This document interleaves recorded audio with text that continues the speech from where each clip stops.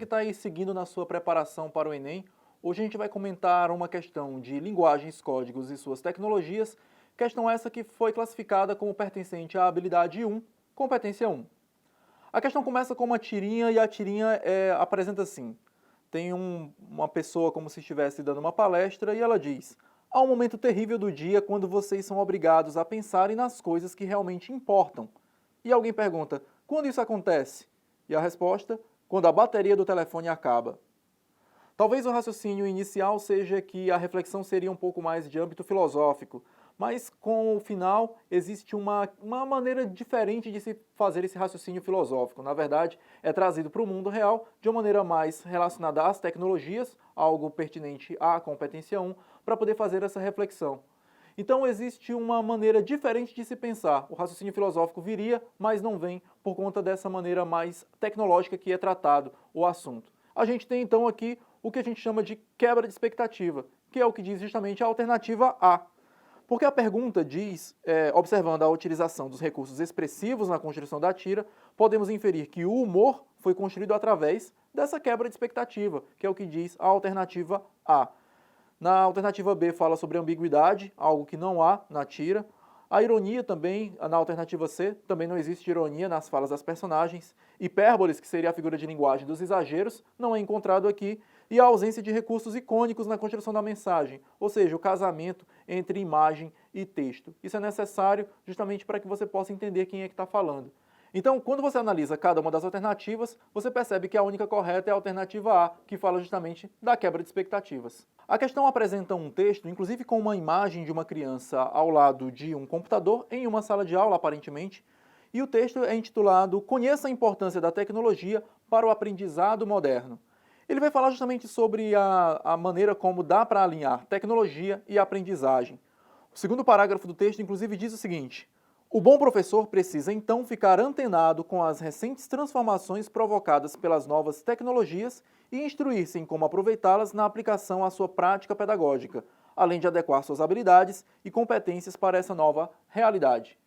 Quando a gente percebe que o texto está falando sobre as novas tecnologias dentro da sala de aula e que esse segundo parágrafo fala justamente sobre o modo como o professor precisa se adaptar a elas, existe uma maneira de você entender isso justamente como essa necessidade de que os professores precisam estar adequados a essas novas tecnologias, colocando-as na sala de aula da melhor maneira possível para os alunos.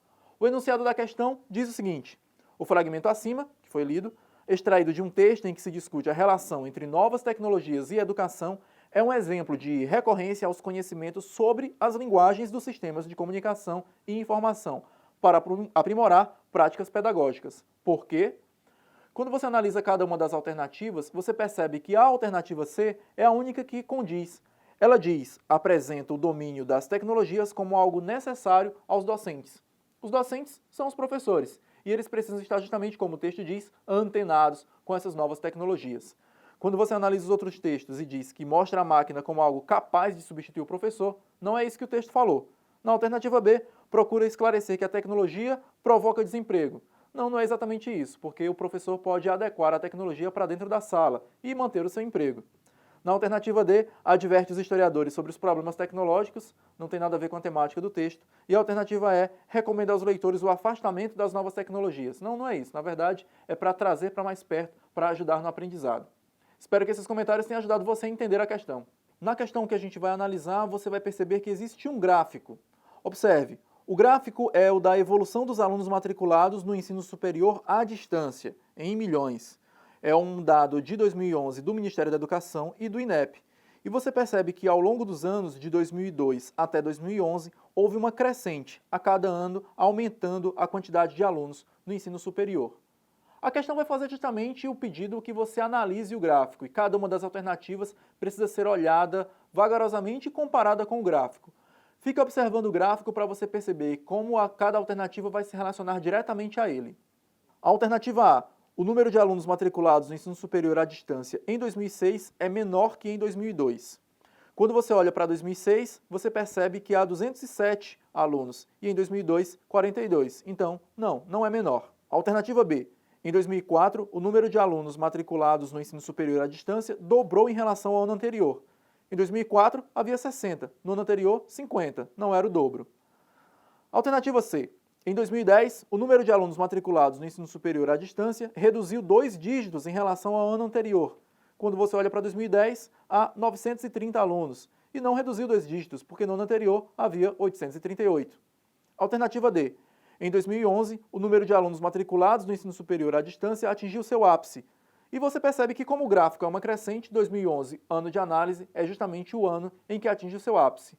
Essa seria a alternativa correta. Mas vamos ver a alternativa E. Através da análise, o número de alunos matriculados no ensino superior à distância reduziu nos últimos anos de pesquisa. Não, você percebe que a cada ano houve uma crescente. Então, quando você analisa, você vê que a questão é muito fácil, apenas de observação e análise do gráfico. A questão que a gente vai analisar apresenta uma tirinha. Observe. Na tirinha existe aí a evolução das idades. Na idade da pedra, um homem martelando uma pedra. Na idade do bronze, um bronze. Na idade do ferro, um homem martelando o ferro. Na Idade Média, a clave ali para agredir o rival. Na Idade Moderna, martelando ali numa fábrica. E na Idade da Informática, que seria a nossa, o homem martelando ali o computador com raiva dele. O enunciado da questão fala justamente sobre isso. Analisando a tirinha, infere-se que seu potencial crítico-analítico reside na ideia de que. Então, na verdade, está tentando fazer com que você analise, tanto de maneira crítica, como analisando a própria imagem, para tentar entender o que é que ela está querendo dizer e que tipo de informação ela pode estar querendo criticar. Quando a gente analisa as alternativas, a gente vai perceber e tentar entender ali qual é a alternativa correta. Na alternativa A, diz que as máquinas inteligentes não são capazes de liberar a humanidade do trabalho chamado braçal. Na verdade, não é bem isso. Quando você vê que a informática está apenas ajudando, mas atrapalhando um pouco por conta de estar quebrada, não é bem isso que a tirinha está querendo dizer. As máquinas podem ajudar sim, se elas funcionarem. A alternativa B fala a eficiência das máquinas colabora para a diminuição do estresse e do tempo ocioso do trabalhador. Quando você percebe que o homem está lá batendo no computador, o estresse ali deve estar em alta, porque ele já está até inclusive agredindo a própria máquina. Na alternativa C, o domínio da natureza pelo conhecimento e pela técnica tem solucionado problemas antigos e criado outros. E essa seria a alternativa correta, porque você percebe que existe uma continuidade. Alguns dos problemas antigos acabam sendo solucionados por conta da evolução e alguns outros se mantêm ou são criados, inclusive o estresse, como é o caso da idade da informática. Na alternativa D, que também está incorreta, fala que as tecnologias têm sido desenvolvidas para produzir lucros, reduzindo os fatores necessários para a obtenção de um produto. A tirinha não está criticando nada a respeito dos lucros, não está falando sobre isso, e sim sobre a postura do ser humano diante da evolução. Na alternativa E, que também está incorreta, fala que a próxima etapa da história da evolução da humanidade é imprevisível, pois independe da intervenção dos humanos. A tirinha está falando apenas da evolução até agora, não fala nada daqui para frente. Então, quando você percebe assim, você vê que a alternativa correta é a C, fica fácil de entender. Nessa questão, nós temos o seguinte. Em um documento apresentado em Genebra, a ITU, International Telecommunication Union, apresentou as conclusões de uma análise feita em relação ao uso da internet nos últimos 15 anos. De acordo com o texto anterior, a internet, letra A, diz o seguinte: é utilizada atualmente por mais da metade da população mundial. É falsa essa opção, porque nós temos no comecinho logo do texto dizendo o seguinte: Nearly half of the global population will be using the internet by the end of this year. Tradução: perto da metade da população mundial estará usando a internet, e não que já é utilizada atualmente, como afirma a opção A.